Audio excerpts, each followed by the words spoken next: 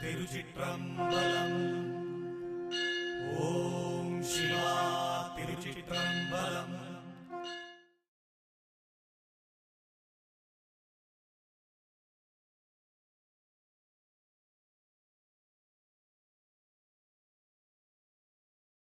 ತಿರುಚಿಟ್ರಂಬಲಂ ಗುರುವೇ ಶರಣಂ. ಜ್ಞಾನಿ ಮತ್ತು ಕವಿ ಒಬ್ಬರೇನ ಅಂತ ವಾಲ್ಮೀಕಿ ರಾಮಾಯಣ ಬರೆದ, ಆ ಜ್ಞಾನವನ್ನು ಒಂದು ಕಾವ್ಯ ರೂಪದಲ್ಲಿ ಹೇಳಿದ. ವ್ಯಾಸ ಬರೆದ ಮಹಾಭಾರತವನ್ನು, ಅದು ಜ್ಞಾನವನ್ನು ಒಂದು ಕಥಾರೂಪದಲ್ಲಿ ಹೇಳಿದ.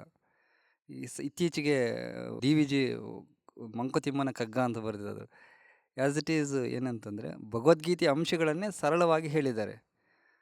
ಹಿಂಗೆ ನೋಡಿದಾಗ ಜ್ಞಾನಿ ಮತ್ತು ಕವಿ ಒಬ್ಬರೇನ ಅಂತ. ತಿರುಚಿಟ್ರಂಬಲಂ. ತಿರುಚಿಟ್ರಂಬಲಂ. ಗುರುವೇ ಶರಣಂ. ಗುರುವೇ ಶರಣಂ. ನಮಃ ಶಿವಾಯ. ನಮಃ ಶಿವಾಯ. ನಮಃ ಶಿವಾಯ. ನಮಃ ಶಿವಾಯ. ನಮಃ ಶಿವಾಯ. ನಮಃ ಶಿವಾಯ. ಎಲ್ಲರೂ ಜ್ಞಾನಿಗಳೇ. ಈ ಪ್ರಪಂಚದಲ್ಲಿ ಹುಟ್ಟಿದ ಮಾನವ ಜನ್ಮ ಉಂಟಲ್ವ, ಎಲ್ಲರೂ ಜ್ಞಾನಿಗಳೇ. ಪ್ರತಿಯೊಬ್ಬರು ಅಷ್ಟು ಪುಣ್ಯ ಮಾಡಿದ ಕಾರಣ ಈ ಮಾನವ ಜನ್ಮಕ್ಕೆ ಬಂದದ್ದು. ಹೇಳೋದರ್ಥ ಆಯ್ತಾ? ಅವರವರ ಜ್ಞಾನವನ್ನು ಅವರು ಯಾವುದ್ಯಾವುದಕ್ಕೆ ಹೆಚ್ಚಾಗಿ ಕೊಡ್ತಾರೋ ಅದೇ ರೀತಿ ಪರಿವರ್ತನೆ ಆಗ್ತದೆ.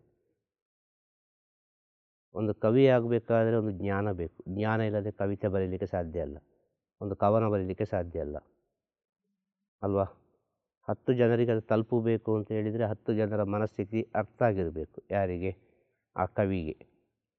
10 ಜನರ ಮನಸ್ಥಿತಿ ಒಬ್ಬರಿಗೆ ಅರ್ಥ ಆಗ್ತದೆ ಅಂತ ಹೇಳಿದರೆ ಅವರೊಂದು ರೀತಿಯ ಜ್ಞಾನಿ ಅಲ್ವಾ? ಆ ಜ್ಞಾನವನ್ನು ಉತ್ತುಂಗ ಸ್ಥಿತಿಗೆ ತಗೊಂಡು ಹೋದಾಗ ಈ ಜ್ಞಾನವನ್ನು ಯಾವ ರೀತಿ ಹೇಳಿದರೆ ಮನುಷ್ಯನಿಗೆ ಬೇಗ ಹೋಗಿ ತಲುಪ್ತದೆ ಅಂತೇಳಿ ಆಲೋಚನೆ ಮಾಡಿದರು. ಈ ಜ್ಞಾನವನ್ನು ಯಾವ ರೀತಿ ಹೇಳಿದರೆ ಮನುಷ್ಯನಿಗೆ ಬೇಗ ಹೋಗಿ ತಲುಪ್ತದೆ, ಅರ್ಥ ಮಾಡಿಕೊಳ್ತಾನೆ ಇದನ್ನು ಅಂತ ಹೇಳುವಾಗ ಅದಕ್ಕೊಂದು ಕ್ಯಾರೆಕ್ಟರ್, ಒಂದು ಪಾತ್ರವನ್ನು ಕೊಟ್ಟರು. ಇದು ಬೇಗ ಒಬ್ಬರ ಮನಸ್ಸಿನಲ್ಲಿ ನಿಲ್ಲಿ ಅಂತೇಳಿ. ಹೇಳೋದರ್ಥ ಆಯ್ತಾ? ಆಂಜನೇಯ ಅಂತ ಹೇಳುವಾಗ ಅದು ಬಲಶಾಲಿಯಾಗಿ ಒಳ್ಳೆ ಸ್ಟ್ರಾಂಗ್ ಆಗಿ ಕಾಣ್ತದೆ. ಈಶ್ವರ ಅಂತ ಹೇಳುವಾಗ ಸ್ಮಶಾನವಾಸಿಯಾಗಿ ಕಾಣ್ತದೆ, ಒಂದು ಬೈರಾಗಿಯಾಗಿ ಕಾಣ್ತದೆ. ಈ ಕ್ಯಾರೆಕ್ಟರ್ಗಳೆಲ್ಲ ಅಚ್ಚಿ ಹೊಡೆದಾಗ ನಿಲ್ತದೆ, ಪ್ರಿಂಟ್ ಆದ ಹಾಗೆ. ಆಗ ಅದು ನಮಗೆ ಹೂವೆ ಮಾಡಲಿಕ್ಕೆ, ಅದನ್ನು ಗ್ರಹಿಸಿಕೊಳ್ಳಲಿಕ್ಕೆ ತುಂಬ ಸುಲಭ. ಒಂದು ಹೇಳೋದರ್ಥ ಆಯ್ತಾ?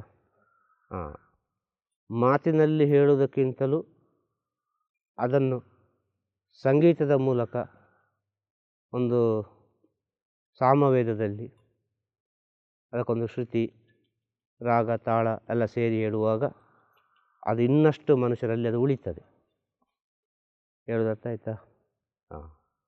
ಇನ್ನು ಅದನ್ನು ಕೆಲವರು ವಚನ ರೂಪದಲ್ಲಿ ಹೇಳಿದರು, ಶರಣರಲ್ಲ. ಇನ್ನು ತಿಳಿದ ಜ್ಞಾನಿಗಳು ಯಾವ ರೀತಿ ಹೇಳಿದರೆ ಇದು ಹೋಗಿ ರೀಚ್ ಆಗ್ತದೆ ಅಂತೇಳಿ ಅದೇ ರೀತಿಯಲ್ಲಿ ಹೇಳಿದರು ಅಲ್ವಾ? ಕವಿರತ್ನ ಕಾಳಿದಾಸ ಅಂತೇಳಿ. ಅವನ ಕವಿ ಅಲ್ವಾ? ಅವ ಜ್ಞಾನಿ ಅಲ್ವಾ?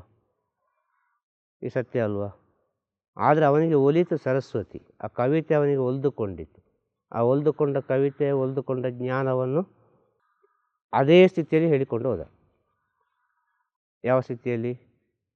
ಕವಿಯ ರೂಪದಲ್ಲಿ, ಕವಿಯ ಸ್ಥಿತಿಯಲ್ಲೇ ಹೇಳಿಕೊಂಡು ಹೋದ ಎಲ್ಲ ಜ್ಞಾನವನ್ನು ಅಲ್ವಾ?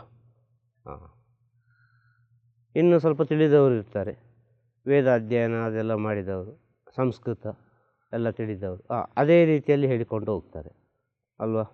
ಇನ್ನೂ ಕೆಲವರು ಇದ್ದಾರೆ, ಏನೂ ತಿಳಿಯದಿದ್ದವರು, ನಮ್ಮಾಗಿರುವವರು. ಅವರು ಯಾವ ರೀತಿ ಬರ್ತದೆ ಆ ರೀತಿ ಹೇಳಿಕೊಂಡು ಹೋಗ್ತಾರೆ. ಎಲ್ಲವನ್ನೂ ಕೂಡಿಸಿ ಗುಣಿಸಿ ಭಾಗಿಸುವಾಗ ಒಂದೇ ಉತ್ತರ ಸಿಗೋದು. ಅರ್ಥ ಆಯ್ತಾ?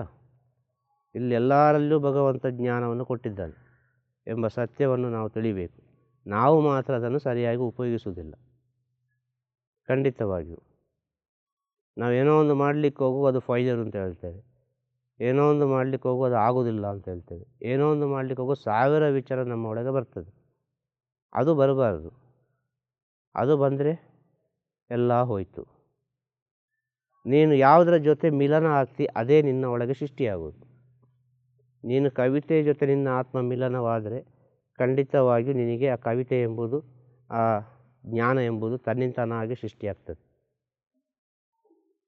ನೀನೊಂದು ಗುರುವಿನ ಜೊತೆ ಮಿಲನ ಆದರೆ, ಮಿಲನ ಅಂತ ಹೇಳಿದರೆ ಗೊತ್ತಾಯ್ತಲ್ಲ, ಆತ್ಮ ವಿಚಾರ ಹೇಳೋದು. ಆ ಗುರುವಿನ ಜೊತೆ ನೀನು ಮಿಲನ ಆದರೆ ನಿನ್ನ ಒಳಗೆ ಜ್ಞಾನ ಯಾವುದೋ ಒಂದು ರೀತಿಯಲ್ಲಿ ಆ ಗುರು ಏನೆಲ್ಲ ಹೇಳಿದ್ದಾರೆ, ಅವರು ಯಾವ ರೀತಿಯಲ್ಲಿ ಇದ್ದರು, ಅವರು ಏನೆಲ್ಲ ಮಾಡ್ತಾಯಿದ್ರು, ಎಲ್ಲ ವಿಚಾರಗಳು ತನ್ನಿಂತಾನಾಗಿ ನಿನ್ನಲ್ಲಿ ಕಾಪಿ ಆಗ್ತದೆ. ಒಂದು ಕಾಪಿ ಸಿಗ್ತದೆ, ಅದು ಆಟೋಮೆಟಿಕ್ಕಾಗಿ. ಸೊ ನಿನ್ನ ಅಂತರಾತ್ಮವನ್ನು ನೀನು ಯಾವುದಕ್ಕೆ ಕೊಟ್ಟಿದೆಯಾ ಅದರ ಮೇಲೆ ಡಿಪೆಂಡ್ ಅಲ್ವಾ. ಒಬ್ಬ ಸೈಂಟಿಸ್ಟ್ ಇದ್ದಾನೆ, ಅವನು ಕೂಡ ಜ್ಞಾನಿ. ಆ ಜ್ಞಾನವನ್ನು ಯಾವುದಕ್ಕೆ ತಗೊಂಡು ಹೋದ ಹೇಳೋದರ್ಥ ಆಯ್ತಾ? ತನ್ನ ಒಳಗಿರುವ ಆ ಪವಿತ್ರವಾದ ಸ್ಥಿತಿಯನ್ನು ಯಾವುದಕ್ಕೆ ಕೊಟ್ಟಾವ? ವಿಜ್ಞಾನಕ್ಕೆ, ಅಂದರೆ ಈಗಿನ ಆಧುನಿಕ ವಿಜ್ಞಾನ ಅಲ್ವಾ. ಅವನು ಜ್ಞಾನಿ ಆದ ಕಾರಣದಾನೆ ಇದೆಲ್ಲ ಕಂಡುಹಿಡಿದ, ಫೋನೆಲ್ಲ. ಆ ಫೋನ್ ಕಂಡುಹಿಡಿದು ಎಷ್ಟು ಒಳ್ಳೆಯದಾಯಿತು ಹೇಳೋದು ವಿಷಯ, ಎಷ್ಟು ಕೆಟ್ಟದ್ದಾಯಿತು. ಆ ಫೋನು ಬಂದಿದ್ದಾನೆ ಗೊತ್ತಾಗೋದು ಒಳ್ಳೇದು ಯಾವುದು ಕೆಟ್ಟದ್ದು ಯಾವುದು ಅಂತೇಳಿ. ಅದು ಬರಬೇಕಾದ್ರೆ ಒಬ್ಬ ಬೇಕಲ್ಲ, ಯಾರಾದರೂ ಒಬ್ಬ. ಈಗಿನ ಪ್ರೆಸೆಂಟಲ್ಲಿ ಹೇಳೋದಾದರೆ ಅವನು ಕೂಡ ಏನೋ ಒಂದು ಸೃಷ್ಟಿ ಮಾಡಿ ಕೊಟ್ಟಲ್ಲ ಪ್ರಪಂಚಕ್ಕೆ, ಆಗ ಅವನಲ್ಲಿ ಜ್ಞಾನ ಇದ್ದ ಕಾರಣದಾನೆ. ಹೇಳೋದರ್ಥ ಆಯ್ತಾ?